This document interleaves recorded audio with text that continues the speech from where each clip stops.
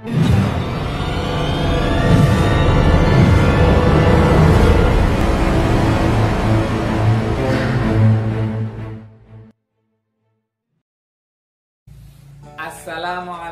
warahmatullahi wabarakatuh. Bertemu dengan saya kembali, Mulyono, guru agama Islam SD Negeri Bintoro 13 Kabupaten Demak. Pada kesempatan kali ini saya akan menayangkan hasil uji komprehensif PBG dalam jabatan tahun 2002 di IAIN Salatiga. Selanjutnya, selamat menyaksikan.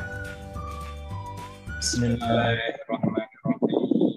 Ya, silahkan di share screen untuk RPP-nya. Setelah itu dijelaskan.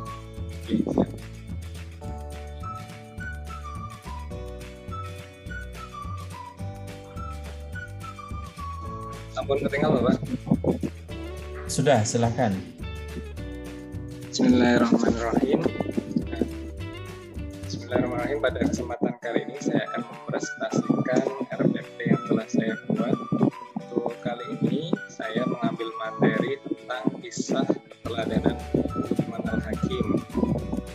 Kompetensi dasarnya adalah memahami kisah keteladanan Luqman sebagaimana terdapat dalam Al-Quran, menceritakan kisah keteladanan Luqman sebagaimana terdapat dalam Al-Quran. Dari kompetensi ini kami turunkan menjadi beberapa indikator untuk pengetahuan, untuk kognitif. Ada 6 indikator yang kami buat. Dan untuk pertemuan kali ini 3 yang kita bahas, dan pertemuan selanjutnya masih ada 3 lagi. Adapun indikator untuk psikomotorik ada 4, kali ini 1 yang kita ambil di pertemuan pertama. Indikator yang pertama adalah menganalisa kisah keteladanan Luqman sebagaimana terdapat dalam Al-Quran. Dari indikator ini masuk ke dalam C4, sudah termasuk di dalam high order thinking skill. Selanjutnya, indikator pengetahuan yang kedua menyimpulkan sikap keteladanan Luqman yang sesuai dalam Al-Quran, masuk ke C5. Terus selanjutnya menghubungkan sikap keteladanan Luqman dengan perilaku sehari-hari, ini masuk C6. Dan untuk indikator psikomotorik menceritakan kisah Luqman sebagaimana terdapat dalam Al-Quran, ini masuk psikomotorik B2. Adapun tujuan dari pembelajaran pertama ini adalah yang pertama, dengan mengamati video peserta didik dapat menganalisis kisah keteladanan Luqman sebagaimana terdapat dalam Al-Quran dengan baik. Dari tujuan ini sudah ada ABCD-nya, audiensnya sudah ada, ya peserta didik, behaviornya sudah ada, menganalisa, conditioning-nya sudah ada dengan mengamati video, degree-nya sudah juga ada, yaitu dengan baik. Terus selanjutnya tujuan yang kedua, dengan berdiskusi peserta didik dapat menyimpulkan sikap keteladanan Luqman yang sesuai dalam Al-Quran dengan benar. Yang ketiga, dengan diskusi peserta didik dapat menghubungkan sikap keteladanan Luqman dengan perilaku sehari-hari dengan benar. Dan yang terakhir, dengan mengamati video dan berdiskusi peserta didik dapat menuliskan kisah keteladanan Luqman sebagaimana terdapat dalam Al-Quran dengan benar. Adapun submateri pada pertemuan pertama ini, kami mengambil kisah Luqman, sejarahnya beliau, biografinya beliau, dan sikap keteladanan Luqman Al-Hakim. Pendekatan dan metode. Pendekatan yang kami gunakan adalah saintifik. Adapun penerapannya saintifik ada 5 hal. Yang pertama, mengamati. Di sini dapat dilihat dari kegiatan intinya, yaitu peserta didik mengamati video dan juga membaca teks kisah Luqman Al-Hakim.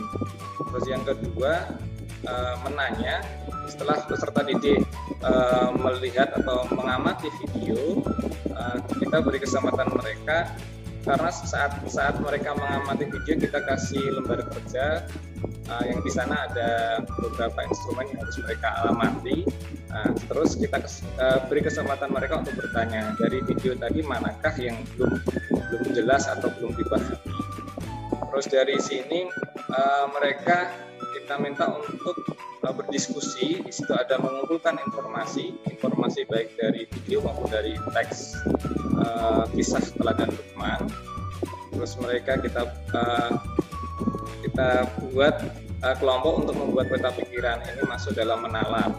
Terus yang terakhir mereka mempresentasikannya, itu masuk ke mengkomunikasikan. Ini tahapan-tahapan saintifik yang masuk ke dalam kegiatan.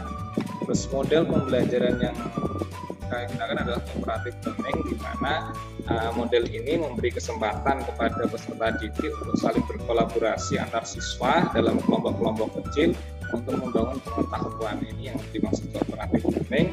Kalau dilihat dari pengertian cooperative learning, ini termasuk dalam teori belajar konstruktivisme, jadi membangun pengetahuan yang dimiliki oleh peserta didik. Terus selanjutnya, metode yang kami gunakan adalah metode problem based learning. Dari metode ini ada beberapa tahapan yang dilakukan oleh peserta didik.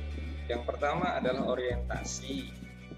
Orientasi ini saya berikan yaitu dengan menyampaikan beberapa masalah yang harus mereka pecahkan yang saya tuliskan di dalam LKPD. Di dalam LKPD-nya sudah saya lengkapi apa-apa yang menggugah mereka, memotivasi mereka untuk ingin lebih tahu apa yang akan kita pelajari pada pembelajaran kali ini.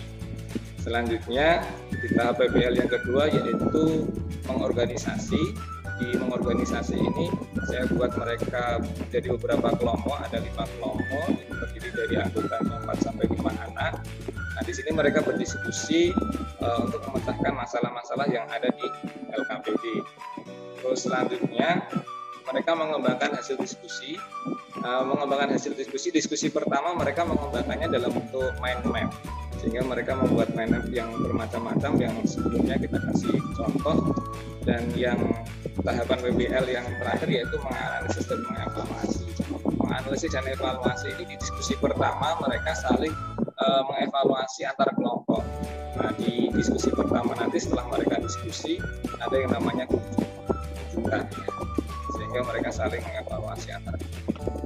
Itu untuk penerapan metode dalam pembelajaran kali ini.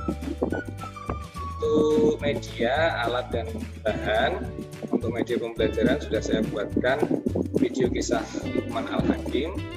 Terus saya juga sudah membuat PPT langkah-langkah pembelajaran dengan alurnya, sehingga kegiatan dari awal sampai akhir sudah terorganisir dengan baik. Alat peraga yang saya gunakan gambar contoh perbuatan syukur. Ini sudah saya perintahkan gambar bukan kepada mereka, ini adalah contoh perbuatan syukur dan mereka mendeskripsikannya. Terus bahan ajar, ada teks kisah Luqman, ada deskripsi syukur dan sebagainya. Terus selanjutnya sumber belajar, buku siswa dan buku guru PAI kelas 5 Kemendikbud tahun 2017. Adapun langkah-langkah pembelajaran secara utuh, yang pertama adalah kegiatan pendahuluan, dimulai dengan salam, memeriksa kehadiran, guru bertanya tentang pembelajaran yang sudah dipelajari sebelumnya, yaitu ibadah dan tadarus. Ini saya hubungkan dengan materi selanjutnya. Ibadah dan tadarus itu merupakan bentuk syukur kepada Allah, dan selanjutnya kita akan mempelajari kisah seseorang yang memiliki sifat syukur, yaitu Luqman Al-Hakim. Nah, untuk menggugah motivasi siswa, nanti juga akan saya tambahi yel, yaitu apa kabar. Tadi dijawab alhamdulillah, luar biasa, tetap semangat. Yel ini juga ada korelasi dengan materi, yaitu alhamdulillah itu adalah salah satu contoh perbuatan syukur yang bisa kita lakukan. Nah, nanti baru kita menyampaikan bahwa ada salah satu tokoh yang memiliki sifat syukur yang luar biasa, sehingga dia diceritakan di dalam Al-Quran, yaitu Luqman Al-Hakim. Selanjutnya saya menyampaikan tujuan pembelajaran yang akan kita lakukan. Terus menyampaikan alur, ini penting agar peserta didik paham ini hari ini kita mau berbuat apa saja, apa kegiatan yang kita lakukan. Nah, sehingga sudah ada bayangan di mereka kegiatan apa saja yang akan mereka lakukan. Selanjutnya kegiatan inti sama peserta saya sediakan video, peserta mengamati video. Di dalam mengamati tidak asal mengamati, kita sediakan lembar kerja setiap orang untuk membuat laporan pengamatan. Jadi ada instrumen-instrumen apa yang harus mereka amati. Ini untuk meminimalisir peserta yang biasanya ada 1-2 anak kurang cermat, kurang teliti dalam mengamati video. Terus yang kedua, kita menanyakan kepada peserta didik, menanyakan hal-hal yang belum jelas dari video tadi. Selanjutnya kita bagi peserta menjadi beberapa kelompok. Di dalam kelompok membuat laporan pengamatan video bersama. Jadi mereka kan secara individu melihat, setelah itu mereka berdiskusi membuat laporan pengamatan, tetapi laporan pengamatannya dikemas dalam bentuk mind map yang menarik, yang sebelumnya kita kasih beri contoh mind map yang ada, sehingga muncul kreativitas mereka dan kita buat warna-warni sehingga lebih menarik. Setelah mind map dibuat, ada yang namanya kunjung karya, melihat hasil karya kelompok lain, kelompok 1 melihat hasil kelompok 2, kelompok 2 ketiga, dan seterusnya. Saat melihat hasil karya itu, tidak hanya melihat, tetapi dia menganalisa kira-kira hasil karya temannya yang kurang di bagian mana, dan nanti diberi saran.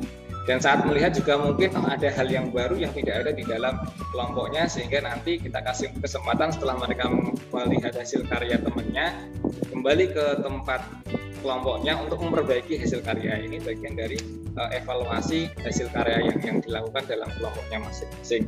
Setelah itu dari mind map tadi dipajangkan di kelas.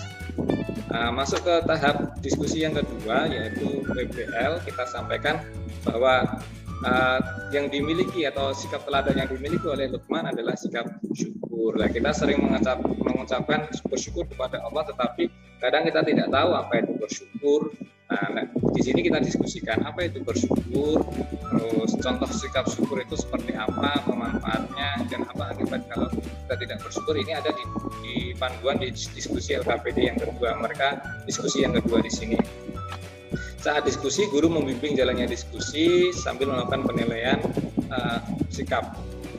Selanjutnya, guru memilih salah satu kelompok untuk melakukan presentasi. Tentunya tidak, karena waktu mungkin tidak semua kelompok mungkin bisa maju. Kita pilih beberapa kelompok untuk mempresentasikan, dan kelompok lain nanti memberikan komentar atau menambahi lah dari presentasi kelompok yang tadi maju ke depan.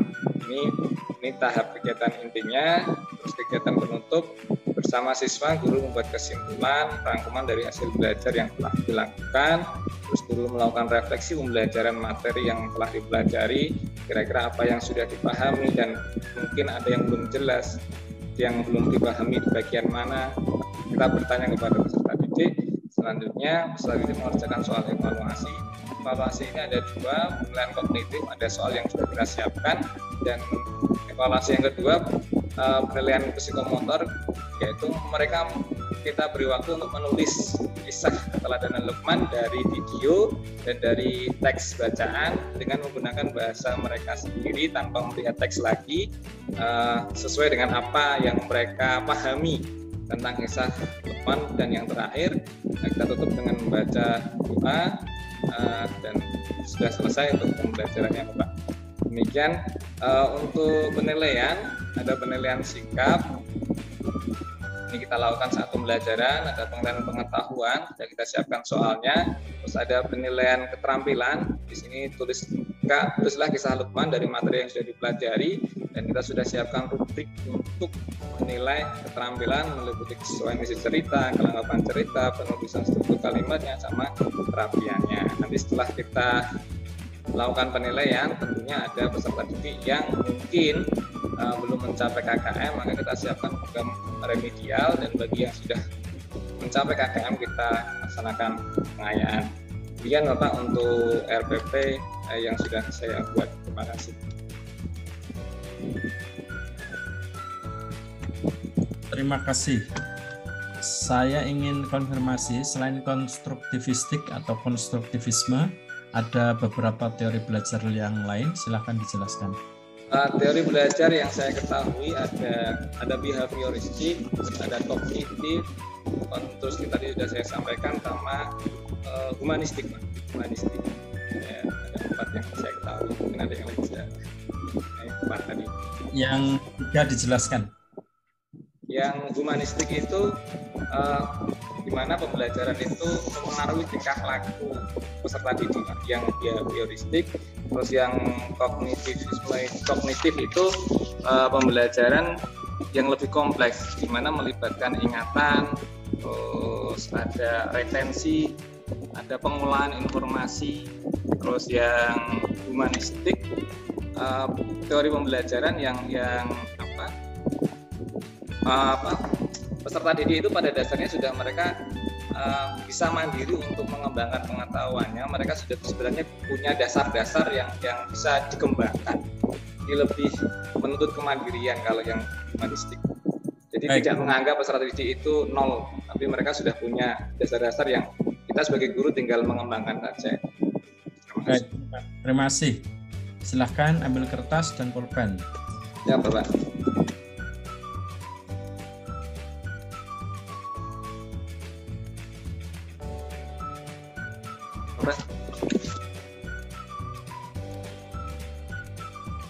Silahkan Anda tulis Assalamualaikum warahmatullahi wabarakatuh dengan tulisan Arab komplit ya.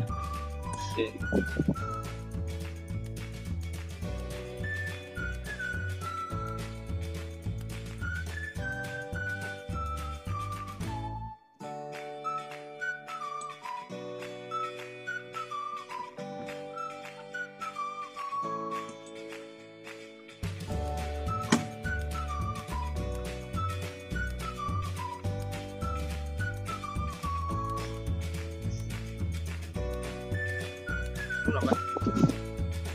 Silahkan didekatkan.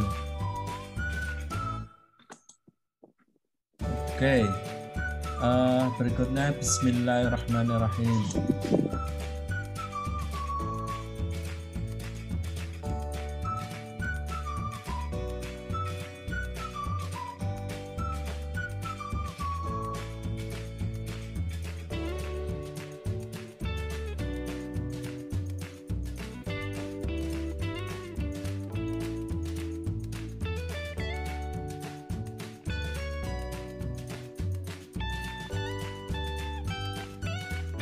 Bapak.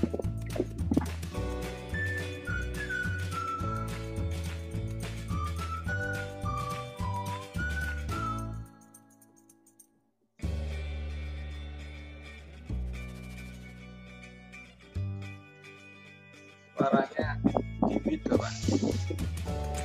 Oke, baik, sudah kelihatan. Sekarang alhamdulillahirabbil alamin.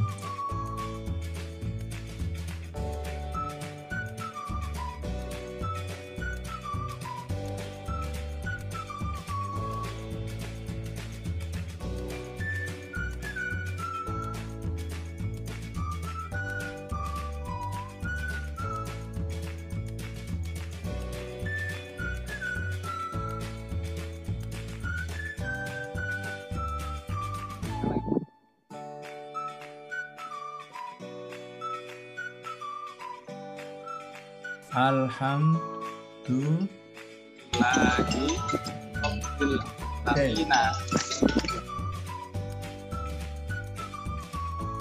Baik, ambil Al-Quran atau Al-Quran di HP enggak apa.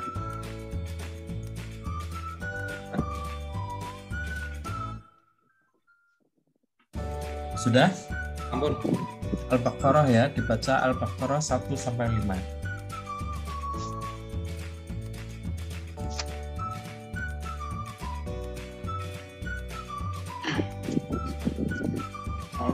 Billahi minasyaitonir rajim. Bismillahirrahmanirrahim. Alif lam.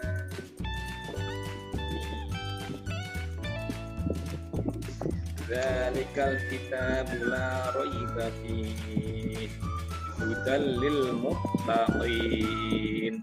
Alladzina yu'minuna bil ghaibi wa yuqimuna sholata wa mimma mimma razaqnahum yunfiqun walladzina yu'minuna bima